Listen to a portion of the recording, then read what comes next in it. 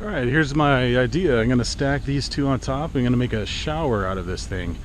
It's first going to go into the shop shed there as a kind of a temporary, kind of a more permanent shower, but I could still take out of there and move somewhere else if I wanted.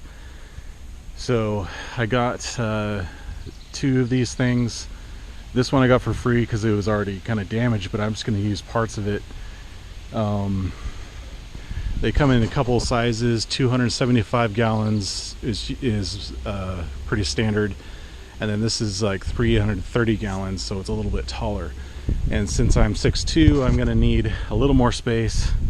Even if two of these stacked on top of each other is still enough room. I only have a few inches of room if I did that, but this is gonna allow probably about 6 more inches of clearance above my head. So challenges I was worried about was trying to get this cut on the top here, and I wanted to do this just right because I didn't want it wavy or anything. This is going to be making or breaking this project because I needed it to be exactly where it needs to be to make good contact without it being off in some places.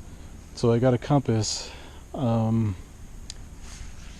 and I put it back into the cage, and I use this top rail as a guide. So I try to figure out exactly where the tank started curving in, and I need to get cut out until it starts going straight, so the other one can just come in on top and just settle in, curve in on the top. So once I got exactly where I wanted it on this, I just traced it around. So this helps me feel a lot better about having an exact line there. I was having trouble trying to figure out how am I going to square this up and make it just right, and because it's curvy and it's hard to measure that. So that's the way I figured it out.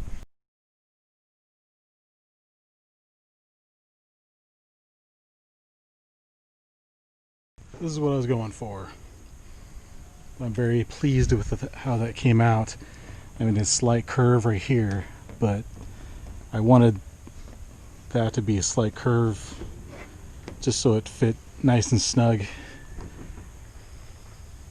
And I have an idea to put some plastic attachments right here so it stays firmly against this cage.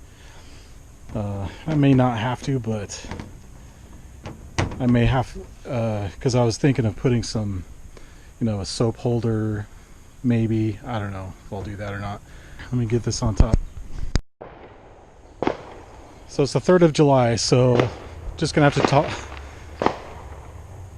to talk through these fireworks. But this is the idea. You remember the milk jugs that I put together? It's come together like that. This side is bending in a little bit, and so it was sinking down. But it's exactly right like that, what I was thinking about.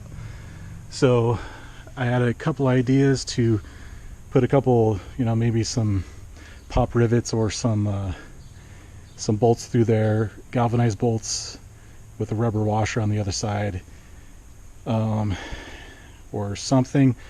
And even the top part that I cut off there, I wanted to somehow preserve the curve on this. And you could use this as a camping portable shower pan or something like that. You could get a changing station or changing tent, put it right over this, and then you have a shower that just kind of diverts the water on either side or in the middle or something. Yeah, I don't know, just ideas, but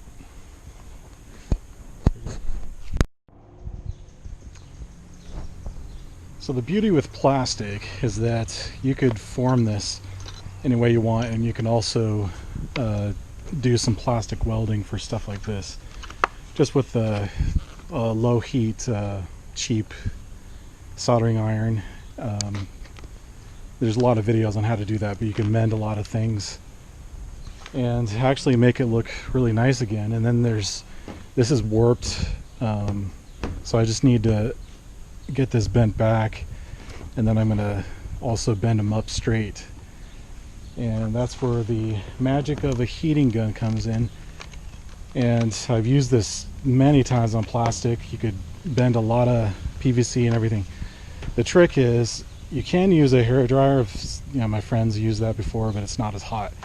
But this heat gun, like, the trick is just waving it around, being very patient for the heat to sink into the plastic, for it to be moldable. And then there's a point where very quickly it could either burn or start melting. So you just gotta really stay on top of that and make sure you're planning ahead on what you're gonna do and how you want to bend it and stuff. But I mean, this is just reforming pretty much anything you want.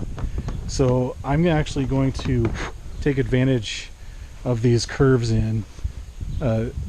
coming in. And I've seen other videos of people making showers out of this, and they actually leave in the curve to put their bar of soap and shampoo and stuff like that. So I thought that was brilliant. I'm gonna do that. I might even go a little bit further and cut a square here and here or something, and then bend it up so there's a little ledge for it to not fall off of.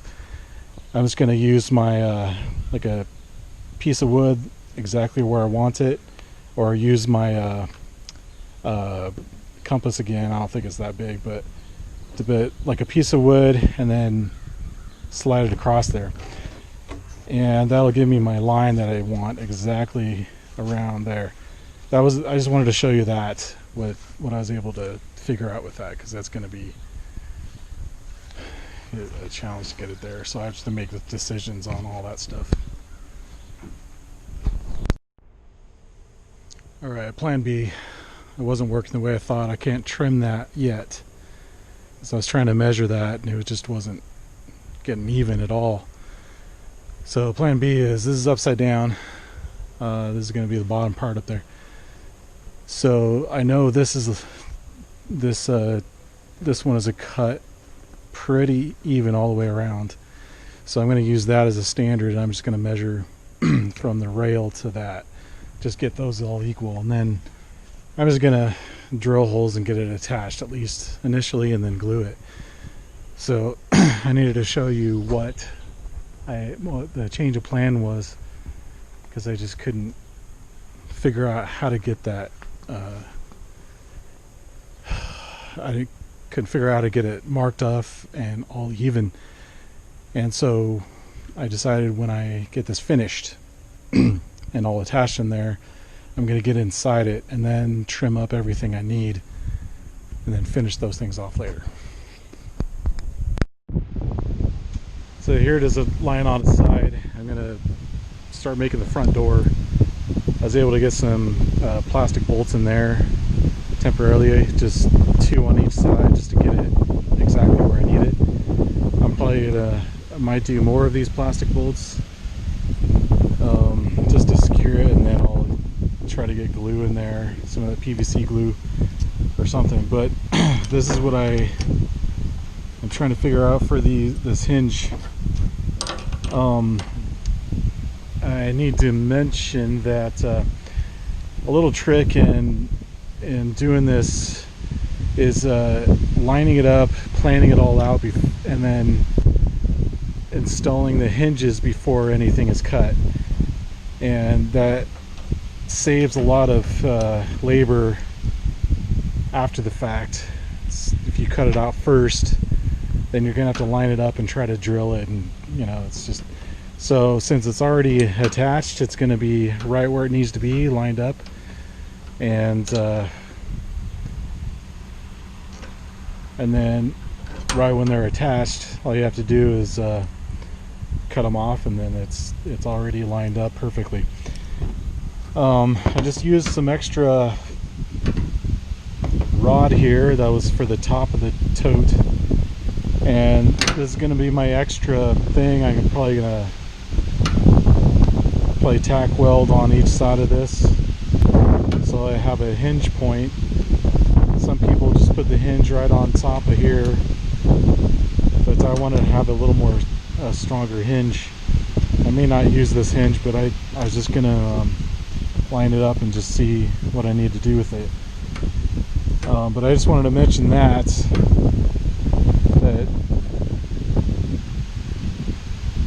once I get this lined up, I'm gonna go ahead and drill it and install the hinge first, all the hinges, and then I'll go down and cut that. It's a good little trick to remember. I got this thing attached. I drilled some holes through these metal brackets and threaded the ends of it and just reused some of the bolts that were from this. So now's the moment of truth. I've got these hinges welded on, and just two of them. Got it all aligned, and then all I need to do is just cut those. And when I'm done cutting those, I should just be able to swing it open. Have an instant door there. Just need a little handle and a latch. So we'll see how this works. May have to adjust some things, but that's it. Well, this is what I was hoping for.